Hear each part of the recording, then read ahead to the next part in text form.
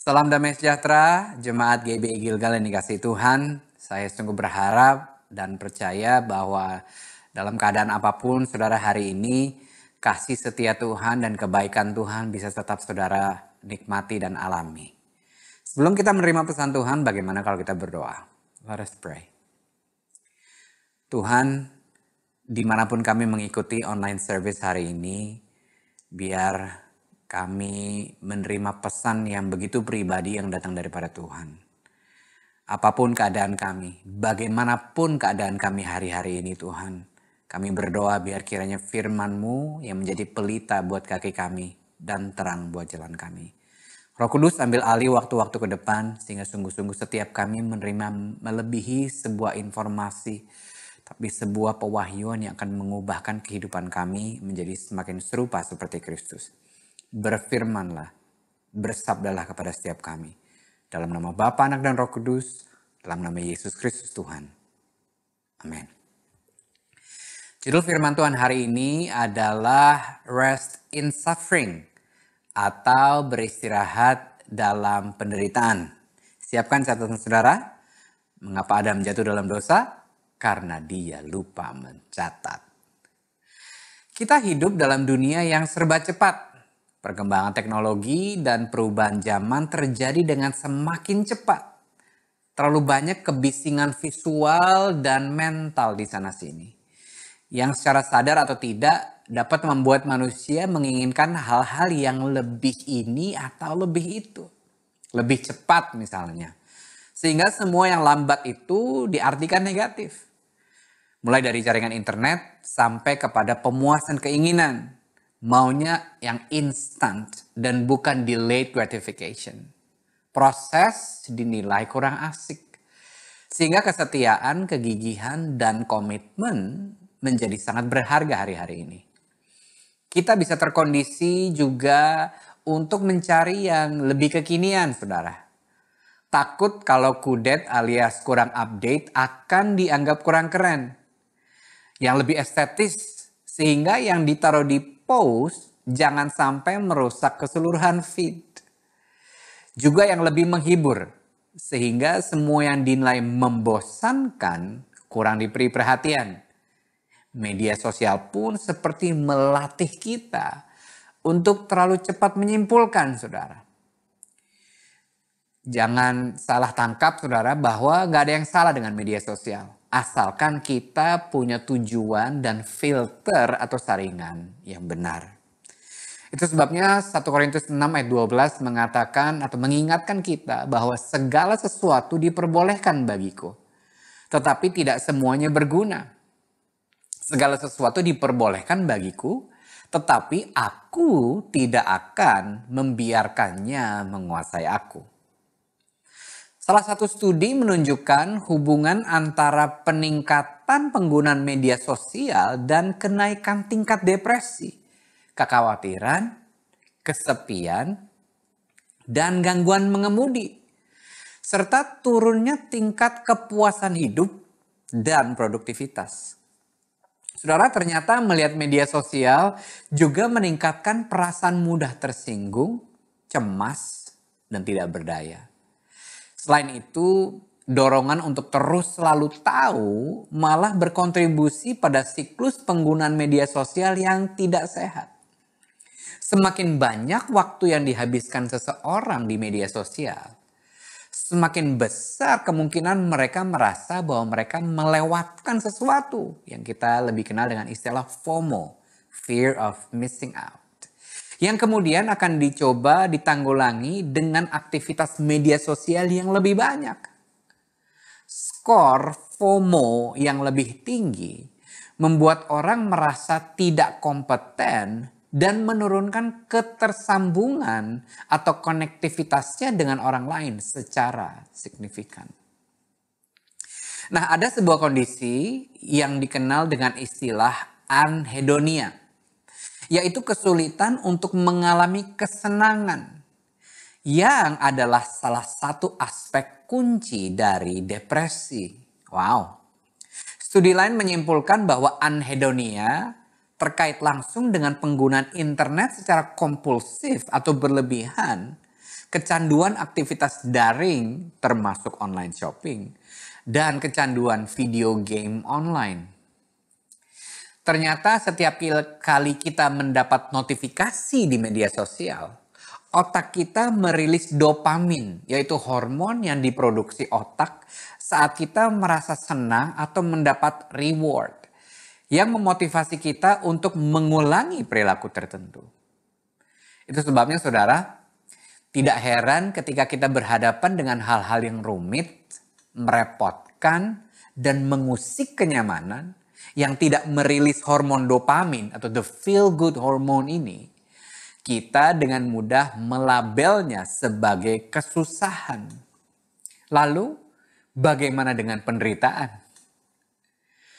Nah, kalau kita berbicara tentang penderitaan, saudara, Yesus pernah berkata bahwa penderitaan adalah sebuah kepastian di dunia ini, termasuk dalam perjalanan kita mengikuti Kristus. Itu sebabnya di salah satu Injil Yohanes dikatakan bahwa di dalam dunia ini kalian akan mengalami banyak penderitaan dan kesusahan, tetapi bergembiralah karena aku telah mengalahkan dunia ini. Yesus melihat sesuatu yang jauh lebih besar dan kekal melampaui penderitaan dan kesusahan yang setiap pengikutnya akan alami, yaitu kemenangan dan ketahanan atau resilience untuk meraih kemenangan tersebut. Luar biasa bukan? Itu yang Yesus lihat setiap kali kita mengalami penderitaan. Ada kemenangan dan ketahanan atau resilience yang sedang ingin dibangun. Sesuatu yang sangat kontraintuitif waktu kita sedang melewati masalah dan penderitaan, bukan? Karena reaksi alami kita itu tentunya menjadi panik, takut, kecewa, tawar hati, merasa sebagai victim atau korban, atau bahkan marah kepada keadaan orang lain atau bahkan Tuhan. Kita bisa mendapatkan ketenangan, kekuatan, keteguhan hati, kepercayaan, dan sukacita dalam penderitaan. Waktu kita mengubah fokus dari kesusahan dan penderitaan kepada Tuhan yang telah mengalahkan dunia. Itu sebabnya firman Tuhan berkata di 1 Petrus 5 ayat ke-7, terjemahan firman Allah yang hidup. Serahkanlah segala kekhawatiran dan kesusahan saudara kepadanya, karena ia selalu memikirkan saudara, serta mengawasi segala sesuatu yang berkenaan dengan saudara. Katakan amin kalau saudara percaya. Saat seseorang hampir tenggelam, sangatlah sulit untuk menolongnya jika dia masih bergumul dengan seluruh kekuatannya, bukan? Yesus memberikan sebuah kepastian dengan mengajak setiap kita untuk datanglah kepadaku, setiap kalian yang sudah lelah menanggung kesusahan-kesusahan yang berat, karena aku akan menolongmu mengatasi setiap kesusahanmu itu, dan kamu akan merasa lega. Terjemahan bahasa Inggrisnya, I will give you rest. Lanjut ayat ini katakan, tunduk dan bergantunglah padaku. Belajarlah dariku, karena aku lemah lembut dan rendah hati. Maka kamu pun akan merasa lega. Karena kalau kamu tunduk dan bergantung padaku, bebanmu yang berat menjadi ringan. Wow. Dan beban yang ku berikan pun ringan. Itu yang Injil Matius katakan. Saudara, Tuhan sangat ingin agar kita menemukan rest atau istirahat atau kelegaan ketika menghadapi penderitaan yang Tuhan sendiri izinkan terjadi. Oleh sebab itu, izinkan saya menggunakan akronim REST atau REST ini untuk menjelaskan 4 hal yang bisa atau bahkan perlu kita lakukan supaya kita menerima kelegaan atau istirahat di dalam penderitaan. Siap, saudara? Yang pertama, R adalah run to God's presence. Berlari ke hadirat Tuhan. Dalam setiap penderitaan kita, Run to Him, not away from Him. Si jahat ingin kita berpikir bahwa penderitaan adalah sebuah hukuman. Jika Tuhan sayang, mengapa kamu perlu menderita? Saudara, kebenarannya adalah bahwa Tuhan memakai penderitaan untuk memperkuat iman dan pengharapan kita. Itu sebabnya surat Rasul Paulus kepada jemaat di Roma 5 ayat 3-4 katakan, demikian juga kita dapat bersuka cita pada waktu kita mengalami kesulitan dan cobaan. Sebab kita tahu hal itu baik bagi kita, karena menolong kita belajar bersabar. Dan kesabaran menghasilkan suatu watak yang kuat dalam diri kita, serta menolong kita supaya senantiasa lebih mempercayai Allah setiap kali kita bersabar. Sampai akhirnya pengharapan dan iman kita menjadi kuat dan teguh. Pemazmur menulis di Mazmur 139 dengan begitu indah tentang kehadiran Tuhan. Ya Tuhan, Engkau menyelami aku dan mengenal aku. Engkau tahu segala perbuatanku. Dan jauh dan dari jauh Engkau mengerti pikiranku. Engkau melihat aku, baik aku bekerja atau beristirahat. Engkau tahu segala yang kuperbuat. Bahkan sebelum aku berbicara, Engkau tahu apa yang hendak kukatakan. Engkau mengelilingi aku dari segala penjuru dan Kau lindungi aku dengan kuasa-Mu. Wow, terlalu dalam bagiku pengetahuan-Mu itu. Tidak terjangkau oleh pikiranku. Kemana aku dapat pergi agar luput dari kuasa-Mu? Kemana aku dapat lari menjauh dari hadapan-Mu? Jika aku naik ke langit, Engkau ada di sana. Jika aku tidur di alam maut, di situ pun Engkau ada. Jika aku terbang lewat ufuk timur, atau berdiam di ujung barat yang paling jauh, di sana pun Engkau menolong aku. Di sana juga tangan-Mu membimbing aku. Jika aku minta supaya gelap menyelubungi aku, dan terang di sekelilingku menjadi malam, maka kegelapan itu pun tidak gelap bagimu.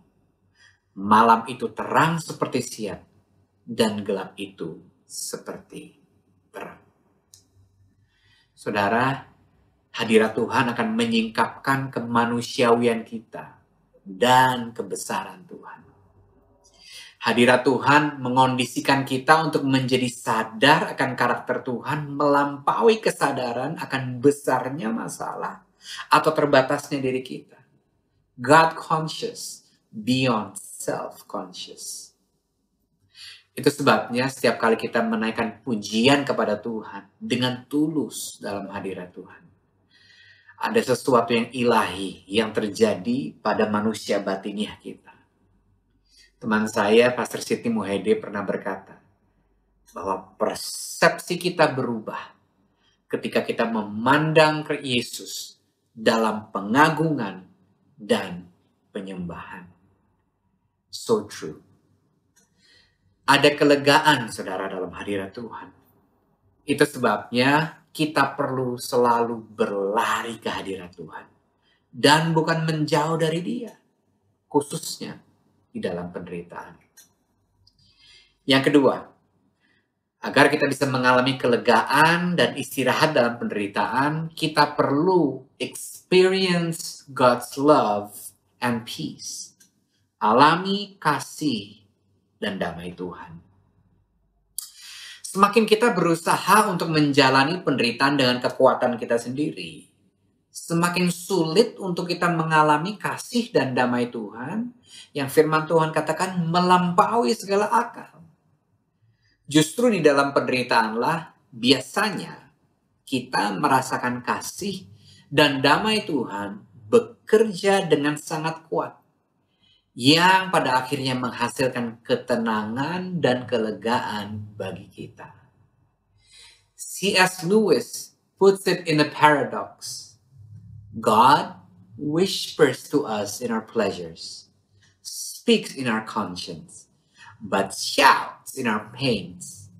It is His megaphone to rouse a deaf world. Tuhan berbisik kepada kita dalam kesenangan kita. Dia berbicara lewat hati nurani kita, tapi Dia berteriak atau berseru dalam kesakitan kita.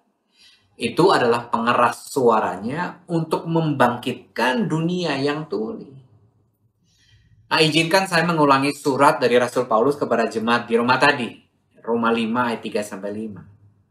Demikian juga kita dapat bersuka cita pada waktu kita mengalami kesulitan dan cobaan. Sebab kita tahu hal itu baik bagi kita. Karena menolong kita belajar bersabar. Dan kesabaran menghasilkan suatu watak yang kuat dalam diri kita, serta menolong kita supaya senantiasa lebih mempercayai Allah setiap kali kita bersabar. Sampai akhirnya pengharapan dan iman kita menjadi kuat dan teguh.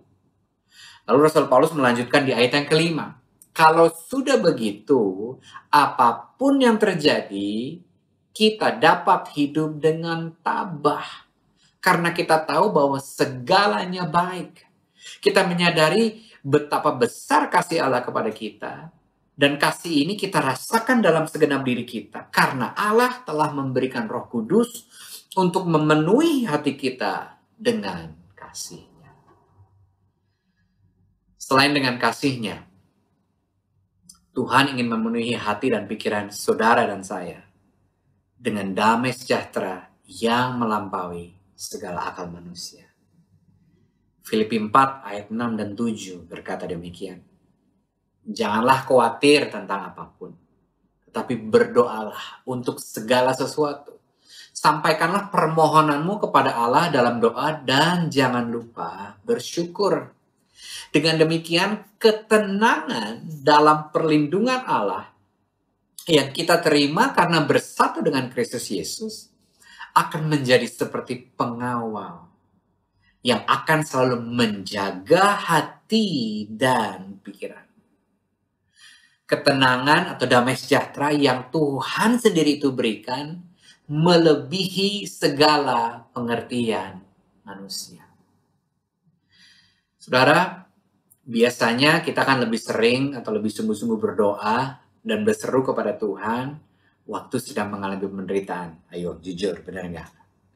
Doa kita menjadi lebih personal karena kita ingin mengalami kasih Tuhan dengan cara yang personal juga. Itu sebabnya dalam Mazmur Daud tentang Tuhan Gembalaku yang baik, sebutan atau predikat Daud kepada Tuhan menjadi lebih personal dari Ia yang menyegarkan aku di padang rumput yang hijau, menjadi Engkau di lembah kekelaman. Sama seperti doa Rasul Paulus kepada saudara-saudaranya di Efesus. Inilah doa saya bagi setiap saudara yang menerima pesan Tuhan hari ini. Efesus 3 ayat 16-19. Aku berdoa supaya Ia, yaitu Tuhan, menurut kekayaan kemuliaannya, menguatkan dan meneguhkan kamu oleh Roh-Nya di dalam batinmu, sehingga oleh imanmu Kristus diam di dalam hatimu, dan kamu berakar serta berdasar dalam kasih. Aku berdoa supaya kamu bersama-sama dengan segala orang kudus dapat memahami betapa lebarnya dan panjangnya dan tingginya dan dalamnya kasih Kristus. Dan dapat mengenal kasih itu sekalipun ia melampaui segala pengetahuan. Saudaraku, Tuhan memakai penderitaan supaya kita berhenti mengandalkan pengetahuan dan pengertian kita sendiri. Sehingga penderitaan menjadi momen yang berharga untuk kita mengenal dan menerima ketenangan atau damai dan kasih yang hanya Tuhan bisa berikan dalam dimensi yang belum pernah kita alami sebelumnya. Penderitaan mungkin masih terjadi saat ini, namun damai dan kasih Tuhan yang kita alami menjadi bagian terbaik yang kita terima. Lalu narasi dalam doa kita pun berubah. Dari yang awalnya, kapan Tuhan atau mengapa Tuhan ini terjadi, menjadi Tuhan, kasih-Mu, damai-Mu itu cukup bagiku. Yang ketiga, untuk mengalami kelegaan atau istirahat dalam penderitaan, kita perlu submit to God's leading, tunduk pada pimpinan Tuhan. Dalam Injil Matius 11 ayat 28-30, Tuhan berkata, "Marilah kepadaku semua yang letih lesu dan berbeban berat. Aku akan memberikan kelegaan kepadamu.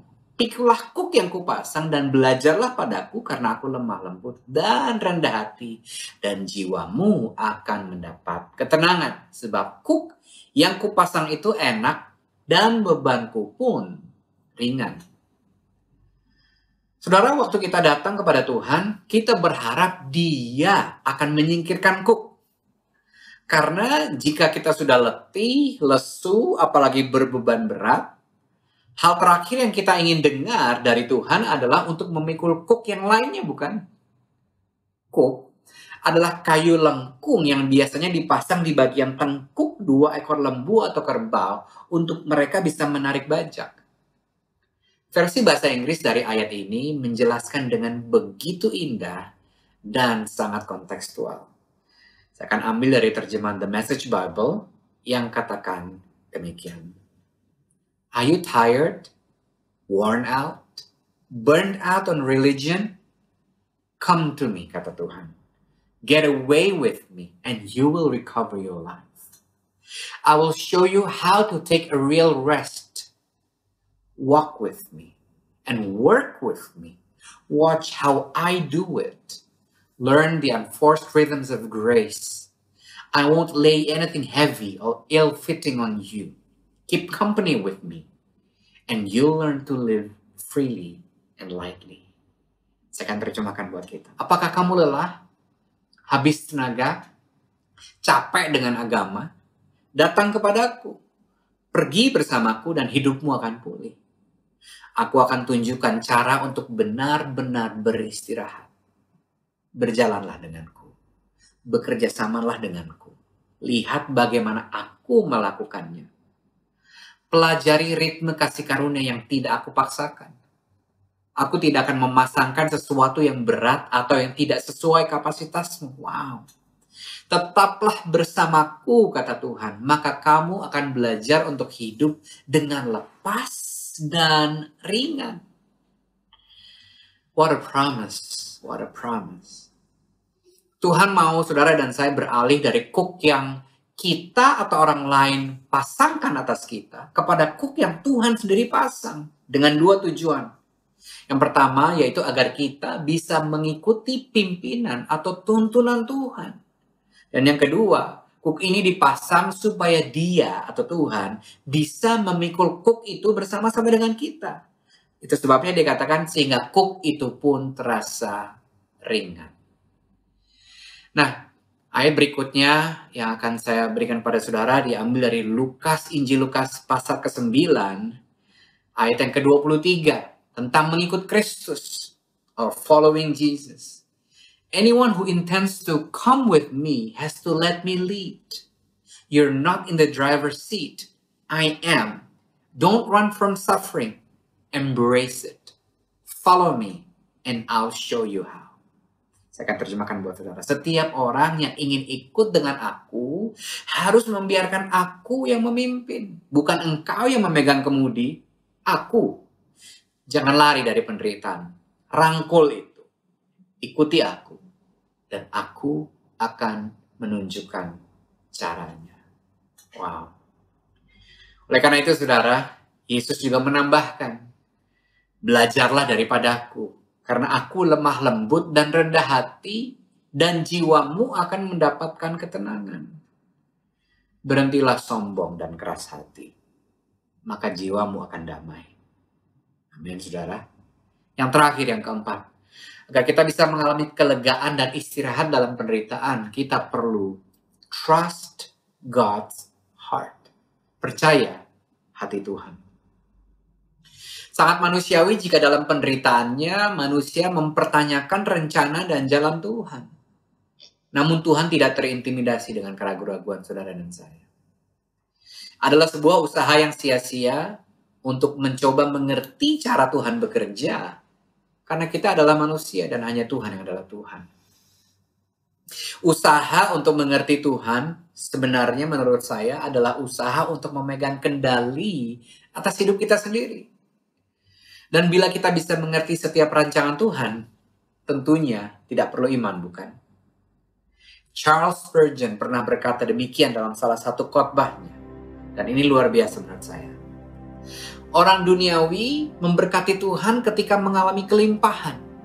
Tetapi orang Kristen memberkati Tuhan ketika mengalami penderitaan. Mereka percaya Tuhan terlalu bijak untuk melakukan kesalahan dan terlalu baik untuk menjadi jahat. Mereka mempercayai hati Tuhan ketika tidak bisa melacaknya, memandangnya di saat-saat paling kelam, dan percaya bahwa semua itu baik adanya. Katakan amin kalau saudara percaya ini. Itu sebabnya saudara, menurut saya pendekatan yang lebih tepat dalam penderitaan kita adalah untuk mengenali hati Tuhan dan bukan mengerti rancangan atau jalan Tuhan.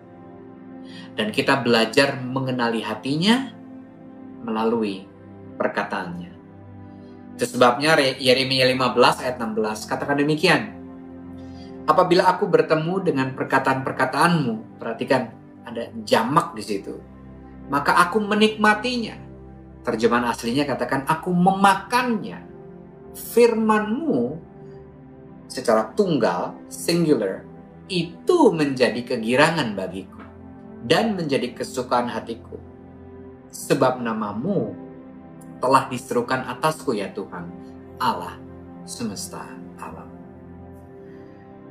Saya mempelajari sepertinya Nabi Yeremia ingin memberitahu bahwa kuantitas itu ikut menentukan kualitas. Semakin sering kita membaca, memakan, dan menikmati perkataan Tuhan yang tertulis atau logos, maka kita akan semakin peka dalam menangkap pesan Tuhan atau rema yang berbicara dengan spesifik dalam berbagai momen kehidupan kita. Saudara, dalam penderitaan, perkataan siapa yang kita dengar akan sangat menentukan respons kita. Itulah pentingnya sebuah disiplin untuk memasukkan dan memakan firman Tuhan agar kita semakin mengenal dan mempercayai hati Tuhan. Seperti di kitab Roma, hati Tuhan hanya bisa mendatangkan kebaikan bagi mereka yang mengasihi Tuhan dan mau mengikuti rencana Tuhan. Izinkan saya menutup pesan Tuhan hari ini dengan berdoa bagi saudara. Terutama jika saudara membutuhkan rest, istirahat atau kelegaan yang hanya Tuhan bisa berikan dalam penderitaan saudara. Saudara boleh membuka kedua belah tangan saudara sebagai ekspresi saudara sedang menerima kelegaan atau istirahat itu dari Tuhan. Let us pray. Mari kita berdoa. Tuhan, Kau berjanji bahwa kami bisa menemukan rest atau kelegaan dalam penderitaan kami. Saat ini aku berdoa untuk setiap anak-anak-Mu yang membutuhkannya saat ini. Kelegaan dan istirahat itu. Ampuni Tuhan kalau penderitaan sempat membuat kami menjauh dari Engkau. Kami tahu kami selalu dapat berlari kepadamu dan bukan menjauh dari hadirat-Mu. Sebab waktu kami memandang Engkau dalam pengagungan dan penyembahan, persepsi kami diubahkan. Cara pandang kami terhadap penderitaan kami pun berubah. Kami ingin berhenti mengandalkan pengertian dan pengetahuan kami sendiri, Tuhan. Itu sebabnya hamba-Mu berdoa agar kasih-Mu dan damai-Mu yang melampaui segala akal itu turun atas setiap mereka. Saat ini juga dalam nama Yesus. Izinkan mereka mengalami kasih dan damai yang hanya Engkau bisa berikan. Kami juga terima hati yang lembut dan bersedia untuk tunduk, submit kepada pimpinan-Mu, kepada tuntunan-Mu. Bukan kami yang mengendalikan. Engkau, you are in the driver's seat. Karena kuk yang Kau pasang pun ringan. Karena Engkau turut memikul kuk tersebut bersama dengan kami. Dan pada akhirnya Tuhan, kami juga menerima rasa haus dan lapar akan perkataan-perkataan yang menjadi kesukaan buat hati kami. Firman-Mu membantu kami mengenali, mempercayai isi hati-Mu yang hanya dapat mendatangkan kebaikan bagi kami yang mengasihi Engkau. Terima kasih Bapa yang baik. Terima kasih. Di dalam nama Yesus Kristus, nama yang indah dan kudus itu, kami sudah berdoa.